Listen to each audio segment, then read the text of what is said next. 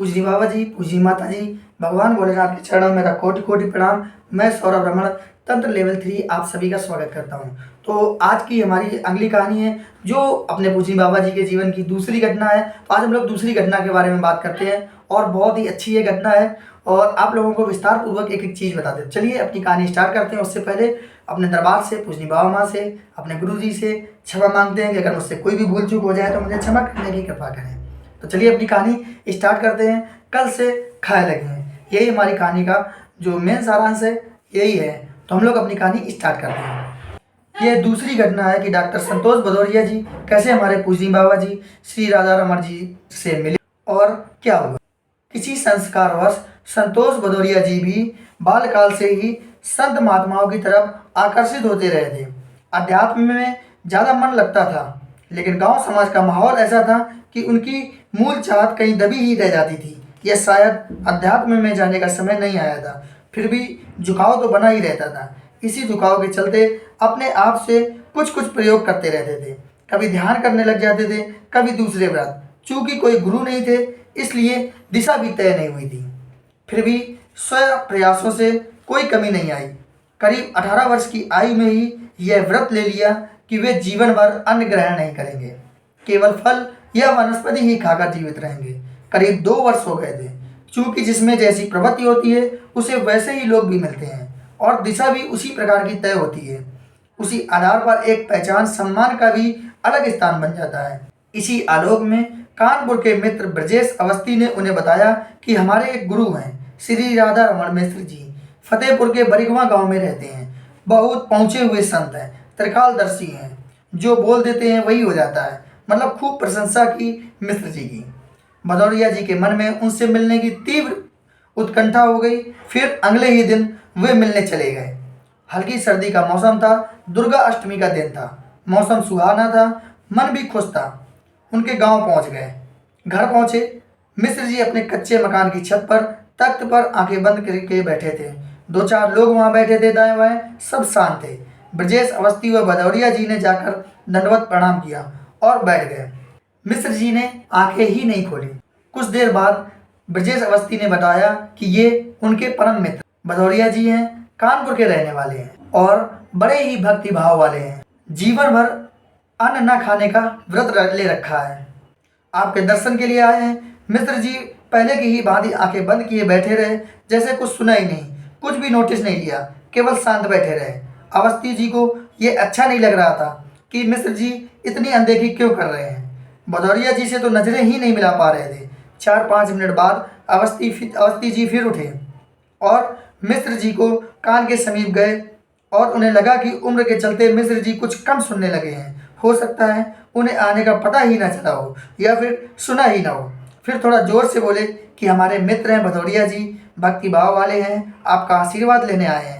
जीवन भर अन्न न खाने का व्रत ले रखा है। मिश्र जी ने फिर भी आंखें नहीं खोली, पर कुछ क्षण बाद अवधि मिश्रित गांव की बोली में कुछ शब्द कहे, केवल एक वाक्य, कालते खाए लगी हैं, यानी कल से खाने लगेंगे। इतना सुनते ही भदौरिया जी का तो अंदर ही अंदर पारा चढ़ गया, क्रोध आने लगा। अवस्थी जी को इशारा किया, चलो यहाँ से तुरंत। मन ही मन कह रहे थे कि इन बाबा को कुछ नहीं पता। अंततः बेमन से अवस्थी जी भी उठ गए। मिश्रा जी ने आंखें भी नहीं खोली, न रोका। घर से निकलते ही भदौरिया जी अपने मित्र अवस्थी पर नाराजगी से चिल्ला उठे। कहा, ले आए, बताइए 2 साल से कुछ नहीं खाया और ये कह रहे हैं कालते खाए लगी हैं। अरे कोई ज़बरदस्ती खिला देगा क्या? ये मेरा संकल्प है। बावजूद इसके मित्र अवस्थी जी अपनी बात पर डटे रहे और मिश्र बाबा को त्रिकालदर्शी बताते हुए उनकी महिमा का बखान करते रहे। इसी नोक-झोंक में दोनों कानपुर आ गए। अगले दिन दुर्गा नवमी थी। भदौरिया जी के मित्र हर वर्ष इसी दिन भंडारा कराते थे। उस दिन भी भंडारा था और उसमें अपने भदौरिया जी भी आमंत्रित थे। तय समय पर अपनी मित्र मंडली के साथ ये वहाँ पहुँच भी गए। मित्र मंडली हमेशा से ही लेकर चलते थे। कम से कम 2 गाड़ियों में 8-10 मित्र साथ ही रहते थे। सभी जाकर अलग बैठ गए। 2 मित्र साथ बैठे, बाकी खाना खाने गए। तभी आयोजक मित्र ने कहा कि भदौरिया जी आप भी वहीं बैठ जाओ, आप मत खाना, बाकी सब लोग साथ खा लेंगे, आपका भी समय बचेगा। इन्हें बात ठीक लगी। ये उठकर पंगत में आ गए। वहाँ मेजों के पीछे लाइन में कुर्सियाँ लगी थी, उन्हीं पर खाना परोसा जा रहा था। भदौरिया जी किनारे वाली कुर्सी खींचकर और किनारे हो गए। तभी उस मित्र ने कहा कि खाना मत, बैठ तो साथ जाओ पंगत में। ये फिर साथ आकर बैठ गए। पत्तल लगा दी गई। इन्होंने मना किया तो बोले कि ऐसे तो अच्छा नहीं लगेगा, खाना मत, पत्तल तो लगवा लो। लगवा ली। फिर प्रसाद परोस दिया गया। भदौरिया जी ने मना किया तो मित्र बोले कि परोसने दो, खाली पत्तल अच्छी नहीं लगेगी, तुम मत खाना, कोई और खा लेगा। इन्होंने कहा तो परोस दो, और भोजन परोस दिया गया। इसके बाद वही मित्र सामने आए और बोले प्रसाद लीजिए। इस पर भदौरिया जी गुस्साए, बोले मैंने पहले ही मना किया है कि नहीं खाना। मित्र बोले ये प्रसाद है, एक कौल ले लो, प्रसाद का अपमान नहीं होगा। तभी कई मित्र भी समर्थन करने लगे कि एक कौल ले लो, ये मना करते रहे। इस पर कई मित्र बोले कि तुम एक कौर भी नहीं लोगे तो हम भी नहीं खाएंगे, और उठने लगे। अब यह स्थिति बड़ी विचित्र हो गई सभी के लिए। भदौरिया जी ने मित्रों के सम्मान में कहा कि चलो एक कौर खा लेता हूँ, और पूड़ी का एक टुकड़ा तोड़कर खा लिया। भदौरिया जी बताते हैं कि वह कौर गले से नीचे जाते ही झटका सा लगा। श्री राधा रमण मिश्र जी का पूरा चेहरा आंखों के सामने नाच गया, और उनका पूरा वाक्य कि कालते खाए लगे हैं कानों में गूंज गया।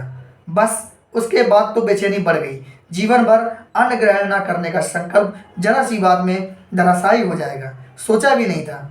उन्हें मिश्र जी का वाक्य इतना बेचैन करता रहा कि जल्दी से ये लोग उठे और वे बाबा जी से मिलने बरिगमा के लिए निकले। मिश्र जी का कहा सच हो गया था। भदौरिया जी वहां से घर जाने के बजाय सीधे बरिगमा के लिए निकल गए, और वहां पहुंचे मिश्र जी बीते दिन की तरह ही छत में अपने तख्त पर बैठे थे और आंखें बंद किए हुए आनंद में बैठे थे। अपने गुरुदेव ने जाकर उन्हें दंडवत प्रणाम किया। मिश्र जी ने आंखें बंद किए हुए ही बोला, बच्चा खाए आयो, यानी खा आए। अब भदौरिया जी की आंखों से अश्रुधारा बह निकली। क्या सोच रहा था, क्या हो गया?